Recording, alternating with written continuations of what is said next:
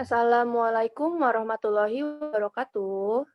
Kami adalah perwakilan dari kelas A akan mempresentasikan tentang aliran psikologi kognitif. Lebih tepatnya adalah teori Vygotsky. Selanjutnya kami akan memperkenalkan diri kami masing-masing. Pertama, nama saya adalah Indah Fajar. Selanjutnya, teman rekan saya Novia. Nama saya Novia Rosdiana Sari. Rekan saya yang lain Dila. Nama saya Dila Safasal Sabila. Dan yang terakhir adalah Anin. Nama saya Anindya Kirana Putri Nurul. Sekarang kita akan masuk ke dalam materi. Teori Vygotsky dalam Ruseffendi berpendapat bahwa proses belajar akan terjadi secara efisien dan efektif apabila si anak belajar secara kooperatif dengan anak-anak lain dalam suasana lingkungan yang mendukung dalam bimbingan seseorang yang lebih mampu. Dalam konteks ini adalah guru. Vygotsky juga menyatakan bahwa anak-anak mengembangkan konsep-konsep yang lebih sistematis, logis, dan rasional yang merupakan hasil dari dialog bersama pembimbingnya yang terampil. Jadi, dalam teori ini, orang lain dan bahasalah yang memainkan perkembangan kognitif seorang anak.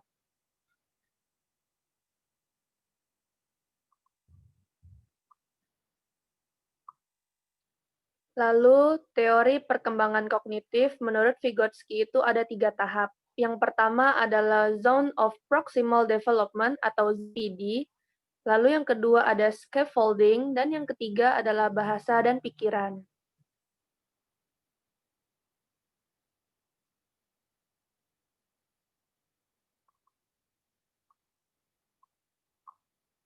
Zone of Proximal Development atau ZPD adalah serangkaian tugas yang terlalu sulit dikuasai oleh seorang manusia atau anak-anak secara sendirian. Akan tetapi, kesulitan tersebut dapat diatasi dari bantuan dari orang dewasa atau teman sebaya yang lebih mampu darinya yang bisa membantunya. ZPD dibagi atas 2 batas, yaitu tingkat perkembangan aktual atau actual development level yang bisa diartikan sebagai pemecahan masalah secara mandiri, juga tingkat perkembangan potensial atau level of potential development yang bisa diartikan pemecahan masalah di bawah bimbingan orang dewasa atau teman sebaya yang lebih ahli. Untuk materi selanjutnya akan dibawakan oleh rekan saya yang bernama Novia. Untuk Novia dipersilahkan. Ya, selanjutnya ada scaffolding.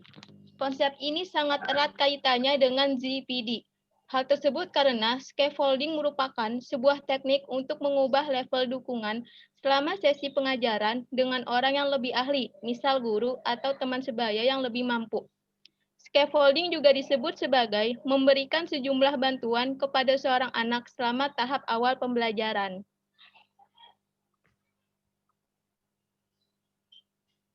Nah, di scaffolding ini, tutor akan memberikan beberapa stimulus kepada si anak ketika diberikan tugas baru yang mereka belum mengerti.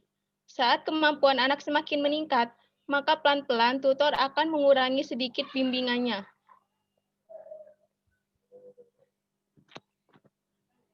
Selanjutnya ada bahasa dan pikiran. Menurut Vygotsky, manusia menggunakan bahasa untuk merencanakan, membimbing, dan memonitor perilaku mereka. Manusia menggunakan bahasa bukan hanya untuk komunikasi sosial, tetapi juga untuk membantu mereka untuk menyelesaikan tugas.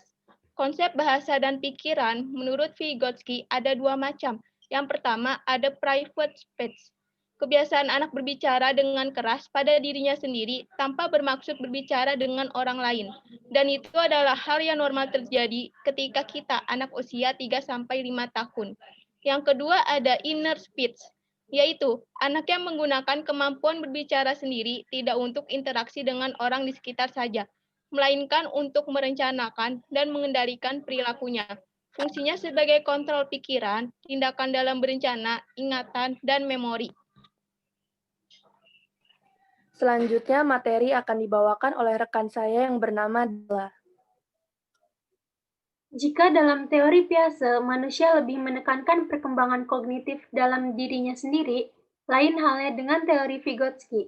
Teori Vygotsky lebih menekankan peran sosial atau orang lain dalam mengembangkan kognitifnya.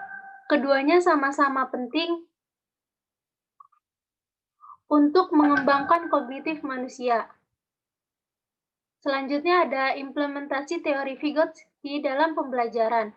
Menurut Ruseffendi, menjelaskan implikasi teori Vygotsky dalam pembelajaran diantaranya adalah guru bertugas menyediakan atau mengatur lingkungan belajar siswa dan mengatur tugas-tugas yang harus dikerjakan siswa, serta memberi dukungan dinamis. Sedemikian hingga siswa bisa berkembang secara maksimal dalam zona perkembangan proksimal. Selanjutnya ada implementasi teori Vygotsky dalam pembelajaran matematika. Contoh dalam pembelajaran, jika seorang siswa membuat suatu kesalahan dalam mengerjakan sebuah soal, sebaiknya guru tidak langsung memberitahukan di mana letak kesalahan tersebut. Sebagai contoh, jika seorang siswa menyatakan bahwa untuk sembarang bilangan real x dan y berlaku x min y kuadrat sama dengan x kuadrat min y kuadrat. Guru tidak perlu langsung menyatakan bahwa itu salah. Lebih baik guru memberi pernyataan yang sifatnya menuntun. Misalnya, apakah 3 min 2 kuadrat sama dengan 3 kuadrat min 2 kuadrat? Dengan menjawab pertanyaan, siswa akan bisa menentukan sendiri letak kesalahan yang ia buat pada pernyataan semula. Selanjutnya, materi akan disampaikan oleh rekan saya, Anindya.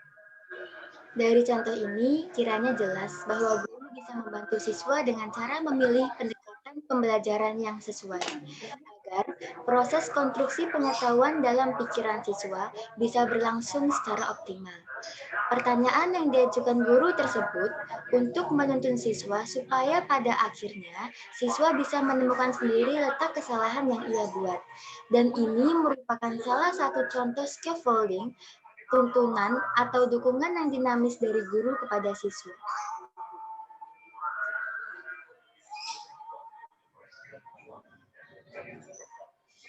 Yang selanjutnya ada kelebihan teori belajar Vygotsky. Yang pertama, proses belajar dan pembelajaran tidak sekedar bersifat transferal, tetapi lebih menekankan ke konstruksi, yaitu suatu proses mengkonstruksi pengetahuan atau makna baru secara bersama-sama antara semua pihak yang terlibat di dalamnya. Yang kedua, anak memperoleh kesempatan yang luas untuk mengembangkan zona perkembangan proksimalnya atau potensinya melalui belajar dan berkembang. Yang ketiga, membantu siswa memahami bahan belajar secara lebih mudah. Yang selanjutnya ada kekurangan teori belajar Vygotsky. Pada teori ini terbatas pada perilaku yang tampak dan proses-proses belajar yang kurang tampak sukar diamati secara langsung.